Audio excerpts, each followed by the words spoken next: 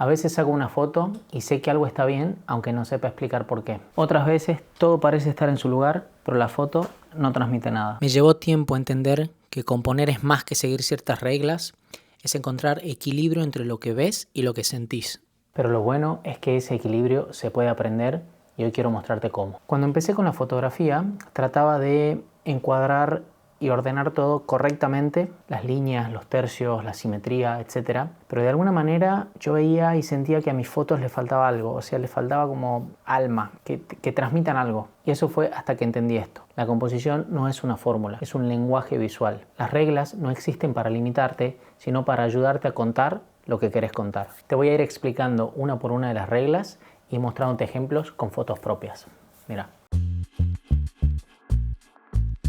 Súper importante definirlo a la hora de sacar una foto y va a ser una parte también muy importante a la hora de componer. Y esto es definir cuál es el protagonista de la foto, es decir, cuál es el punto de interés. En este caso, el punto de interés son estas personas acá a caballo. Luego también puede ser un punto de interés toda esta parte de montañas, pero en realidad el verdadero punto de interés es este. Veamos otro ejemplo. Acá, ¿cuál sería el punto de interés? Obviamente estas dos personas. Un punto de interés secundario podría ser el sol acá del atardecer, pero este es el punto de interés. Vamos a otro ejemplo. En esta me imagino que ya lo habrán visto, pero bueno, el punto de interés en este caso es esta persona aquí caminando. Y acá, donde no hay personas, ¿cuál sería el punto de interés? Este árbol que está acá en el centro. Básicamente lo importante es, como primera medida, definir un punto de interés, saber a qué le estamos sacando y bueno, luego iremos combinando con otras reglas. En estos ejemplos no hay una sola regla, hay distintas que las iremos viendo, pero lo principal es definir un punto de interés. Vamos al siguiente. Bueno, la segunda regla de composición, y esta es una súper importante y una que yo uso un montón personalmente, son las líneas guía. Son líneas que están explícitas o implícitas en la foto. Es decir, son líneas que directamente guían la mirada del espectador al punto de interés. El punto de interés en este caso es el faro. Y fíjense cómo estas rocas forman como una especie de curva acá que guía la mirada hacia el faro.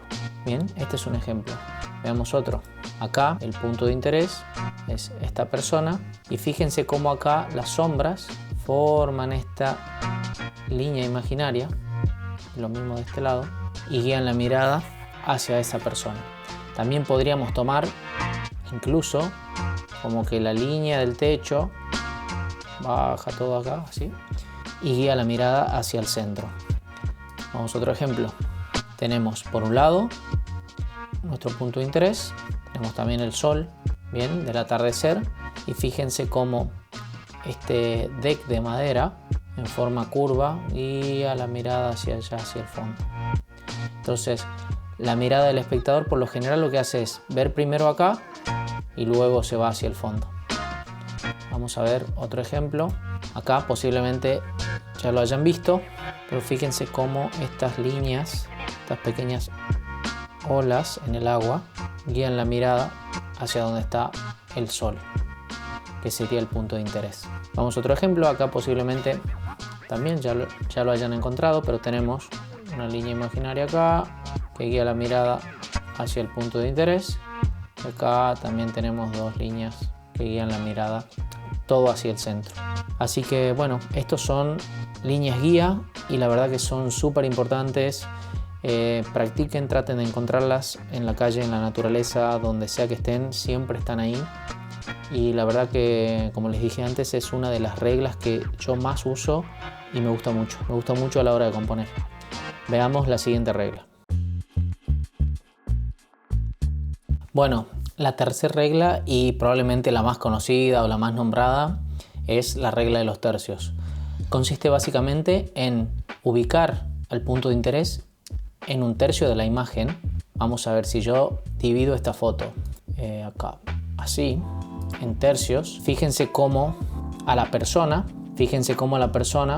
la puse acá en la intersección de estas dos líneas. Por otro lado, el cielo ocupa todo el tercio superior prácticamente, y como verán no es necesario que sea milimétrico, es decir, no está la cabeza de la persona exactamente en el punto de intersección y el cielo no ocupa exactamente todo el tercio superior, es más bien algo que nos va a ayudar a componer. Bien, acá lo mismo, fíjense que si yo pongo líneas, ahí está, vean acá cómo esta persona, que es el punto de interés, está en todo este tercio de la izquierda. Bien, y después tenemos las mesas de color rojo y el restaurante en el tercio de la derecha. Pero lo importante es que hemos ubicado al punto de interés en uno de los tercios. Veamos otro ejemplo. Acá, quizás ya lo vieron, vamos a dibujar las guías. Fíjense cómo las personas también están en el tercio de la izquierda, esta otra persona está en el tercio de la derecha, están muy cerca de las intersecciones de las líneas, y por otro lado tenemos todo este tercio inferior que ocupa esta pared, ¿no? Los dos tercios restantes son la parte de arriba, entonces la foto queda equilibrada. En esto consiste básicamente la regla de los tercios. También la uso un montón y probablemente es de las más sencillas de empezar a utilizar. Si tienen que empezar por algún lado, yo sin dudas les recomiendo que empiecen a buscar y ubicar su punto de interés primero y luego colocarlo en algún tercio, y van a ver cómo empiezan a ordenar los elementos en las imágenes. Vamos a ver la siguiente regla. Bueno, la regla número 4 es patrones y simetría. Como seres humanos siempre tendemos a buscar el orden y lo visualmente atractivo, bien, y tanto los patrones como la simetría generan esto a la hora de ver una imagen. Fíjense cómo todas estas rocas están distribuidas, no de manera uniforme, pero sí generan un patrón, ¿bien? Es visualmente agradable verlo. Está bastante equilibrada la imagen, si se dan cuenta. Entonces, todas estas rocas, bueno, no lo voy a hacer una por una, pero fíjense cómo van formando un patrón de rocas que tienen todas una forma muy similar, ¿bien? Si quisiéramos explicar un poquito más también, acá estamos utilizando otra regla que la vamos a ver más adelante, y también podríamos decir que todo el cielo más o menos ocupa un tercio de la imagen, ¿no? Aproximadamente. Acá con la simetría sucede lo mismo, nos genera equilibrio, hay un equilibrio visual y eso nos gusta. Básicamente, esta foto es un edificio acá en Copenhague, pero fíjense que está simétrica la imagen. Si la dividimos aquí al medio, es igual, de izquierda a derecha es exactamente igual. Y bueno, lo mismo nos pasa cuando tenemos una imagen con reflejos, quedan muy bien. Así que bueno, así se usa la simetría. Veamos otro ejemplo, otros patrones. No voy a dibujar mucho, pero ya lo verán. Vean todas estas líneas en la arena. Bueno, se repite el patrón. Fíjense cómo se repite el patrón. Bueno, me falta aprender dibujo nomás. Pero básicamente es agradable a la vista. Si yo oculto esta capa, fíjense cómo es una imagen bastante agradable. Acá también, como les decía antes, existen en la misma foto otras reglas de composición que vamos a ver. Veamos acá, volvemos a esta imagen y fíjense cómo también está equilibrada simétricamente. Si yo divido la imagen en dos, acá tenemos una persona y una columna, y acá tengo una persona y una columna. Lo que podría romper un poco esta simetría es esta ventana de acá atrás. Pero bueno, a veces lo interesante es justamente romper patrones. Bueno, eso es básicamente la teoría de patrones y simetría. Fíjense que es bastante simple. Pueden encontrar patrones en olas, en el agua, en ventanas en edificios. Simplemente es cuestión de observar de manera diferente. Veamos la siguiente regla. Bueno, la regla número 5 es contraste. Y el contraste nos ayuda a enfatizar las diferencias que hay en la foto y también nos ayuda a hacer las fotos un poco más dramáticas e impactantes muchas veces. Veamos este ejemplo que ya lo vimos antes, pero acá podemos ver claramente un contraste de color y de luces y sombras. Fíjense cómo en color tenemos tonalidades frías aquí en el cielo y acá tenemos tonalidades cálidas, ¿bien? Del atardecer. Por otro lado tenemos zonas de luces, donde está el sol por supuesto, y el reflejo en el agua, acá y acá. Y después tenemos zonas con bastantes sombras, como pueden ser estas ramas de acá, las personas y este primer plano. Esto nos ayuda a crear profundidad y hace la imagen más interesante. Veamos otro ejemplo. Acá esta foto la vemos de nuevo. Fíjense cómo tenemos también un contraste de color. Tenemos el cielo azul y la arena anaranjada, bien, naranja, son colores complementarios. Por otro lado tenemos también un contraste, voy a borrar esto, tenemos un contraste entre zonas de luces, está acá, y zonas de sombras. Bien, esto también nos ayuda a generar tridimensionalidad en la foto, profundidad, y hace la imagen mucho más interesante. ¿Qué más tenemos? Hay otro contraste acá, tenemos cercanía versus lejanía. ¿Qué quiere decir esto? Acá tenemos el primer plano donde vemos todos estos detalles en el piso, bien, estos patrones, que es la regla que ya vimos antes, y tenemos la persona que está a lo lejos, es decir, cercanía versus lejanía. Este es otro contraste que tenemos en esta foto. Así que, bueno, creo que está claro en este ejemplo. Veamos otro. Vamos a ver acá. Tenemos también, sobre todo, contrastes de luces y sombras. Bueno, está bastante claro, ¿no? Los rayos de sol. Y después toda esta parte del cielo que está oscura. Y esta parte del mar que también está oscura. Bien. Por otro lado, también podríamos decir que hay un pequeño contraste de color. Es decir, toda la zona del cielo tiene un color de atardecer anaranjado, y después tenemos la zona del agua que es como un azul oscuro, un gris oscuro apagado. Veamos otra regla. Acá tenemos contraste claro, ¿no? Y es sobre todo, bueno, de color, como pueden ver, cielo versus las grúas estas. Y tenemos luces y sombras claramente. Tenemos zonas de mucha luz, que es el cielo, no mucha, pero contrasta mucho con las zonas de sombras, que está casi en silueta toda esta parte de las grúas. Es una foto muy linda y llamativa con todas las aves estas volando. Esta foto la hice en Málaga, si mal no recuerdo. La verdad que es una foto que me gusta mucho. Pero bueno, básicamente esa es la teoría de contraste, y lo pueden aplicar en sus fotos para justamente eso, crear más dramatismo, tridimensionalidad y resaltar zonas de distintos colores, algo que esté enfocado y desenfocado, algo que esté más cerca o más lejos. Vamos a ver la siguiente regla. Bueno, la regla número 6 es espacio negativo. Vamos con este ejemplo que ya lo vimos varias veces. Como ven, estoy mixeando algunas fotos y repitiendo algunas fotos para que vayan viendo todas las técnicas que se pueden usar en una sola foto, y voy también dando ejemplos nuevos en cada una para que vean diferentes ejemplos. La utilización del espacio negativo es como para darle un respiro a la imagen y para enfatizar el punto de interés, que es lo primero que habíamos definido, ¿se acuerdan? Bueno, acá el espacio negativo es básicamente una parte o partes de la foto que no tienen demasiada información. Entonces, acá el espacio negativo claramente es todo el cielo, ¿bien? Podríamos decir que también esta parte de arena es espacio negativo porque nos ayuda a guiar la mirada acá, pero en realidad, como acá tenemos todos estos patrones que vimos antes en la arena, yo no lo consideraría espacio negativo en sí, sino más bien el cielo. Bien, entonces ustedes cuando ven la foto ahí limpia, fíjense que el cielo simplemente acompaña la foto y nos ayuda a enfatizar al sujeto y al primer plano. Veamos otro ejemplo. Acá lo mismo. El espacio negativo es todo el cielo, y también tenemos esta parte de espacio negativo en la arena. Bien, entonces tenemos el sujeto en el centro y es lo que estamos resaltando en este caso. Veamos otro ejemplo. Acá también lo mismo, creo que está bastante claro. Tenemos punto de interés, que es un atardecer en el desierto. Todas estas fotos son en el desierto del Sahara, en Egipto. Tenemos toda la parte del cielo como espacio negativo y también todo este primer plano. Bien, veamos otro ejemplo. Acá está claro, punto de interés y todo el agua alrededor es espacio negativo. Bien, sigamos viendo otro ejemplo. Acá también está claro, creo que ya más o menos captan el concepto. El cielo básicamente sería todo el espacio negativo y las aves en el centro, el punto de interés.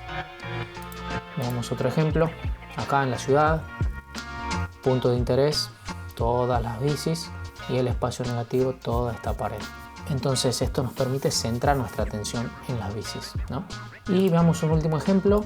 Acá, un amanecer en el mar, muy lindo. Esto fue en México, en Playa del Carmen. Nada, de nuevo, punto de interés. Tenemos el atardecer, por supuesto, pero tenemos un primer plano muy llamativo. Miren cómo está esta espuma de las pequeñas olas que se formaban en la orilla. Tenemos contraste y tenemos todo este espacio negativo que nos transmite calma y nos ayuda a enfatizar el atardecer. Es bastante sencillo encontrar y utilizar esta regla y bueno, los invito a que vayan practicándola. Vamos a ver la siguiente regla. Bueno, vamos a ver la regla número 7 y es equilibrio visual. Más allá de que esta es una regla, creo que en todas las fotos lo que buscamos en general es un equilibrio visual, excepto que busquemos intencionalmente lo contrario. Bueno, ¿qué quiere decir equilibrio visual? En nuestras fotos siempre van a coexistir diferentes factores, ya sea color, objetos, personas, lo que sea, y esto hará que partes de la foto tengan más peso que otra. Bien, yo creo que entonces si buscamos un equilibrio visual, una técnica que podemos utilizar es pensar lo siguiente. Si colgáramos mi imagen, si yo hiciera un puntito acá en el centro de esta imagen y la colgáramos con un hilo, ¿para qué lado se balancearía? Bueno, si buscamos equilibrio visual es que la imagen quede balanceada y no se caiga, entre comillas, para ningún lado, ¿no? Entonces, imagínense que colgamos esta imagen desde acá al centro, la imagen está balanceada. No se caería, no es que acá hay, no sé, un objeto en este borde que no solo distraería la atención, sino que generaría un peso a que esto se caiga hacia acá. Bien, veamos otro ejemplo. Acá lo mismo, si colgáramos esta imagen desde el centro, las montañas del fondo, todo esto con el primer plano, con estos colores y desenfocado, generan un equilibrio en la imagen. Si no tuviéramos este primer plano y colgáramos la imagen y solamente tuviéramos el mar, probablemente habría más peso del lado de las montañas y haría que la imagen se vaya hacia allá. Bien, pero tampoco estaría mal, es decir, no estaría mal si no tuviéramos este primer plano desenfocado. Simplemente sería una imagen equilibrada, o sea, agradable visualmente, pero sería un equilibrio asimétrico, porque igual se cae hacia un lado. Y esto lo podemos hacer totalmente conscientes, con intención, con esa intención, ¿no? Vamos a otro ejemplo. Acá, lo mismo. Tenemos, fíjense, y ya empezamos a como hacer un análisis un poquito más completo. Tenemos zonas frías, zonas cálidas, zonas de luz, zonas de sombras. Bien, vamos a crear otra hoja porque ahí. Y todo esto va generando un equilibrio visual.